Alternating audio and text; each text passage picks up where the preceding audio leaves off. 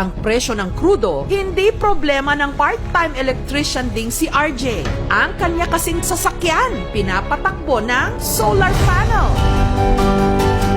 na china-charge gamit ang enerhiya mula sa araw. Tipid na sa gas, environment-friendly pa. Wala kasi itong inilalabas na usok.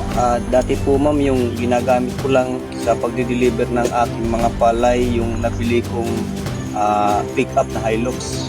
Pero nung magmahal na yung krudo, naisipan ko ma'am na mag-imbento ng solar na sasakyan. Bukod sa nakakatipid ka sa krudo kasi hindi ka nagagamit, friendly, eco pa siya. So, yun yung naisip ko. Ibinibilad lang ito sa araw ni RJ sa loob ng 2 hanggang 3 oras at kaya na nitong humarurot ng halos buong araw. Yung maganda dito ma'am kasi na-discover ko na pwede pala siyang mautusan sa pagbibili ng asin doon sa tindahan. Kusa na lang siyang bumibili. Wow!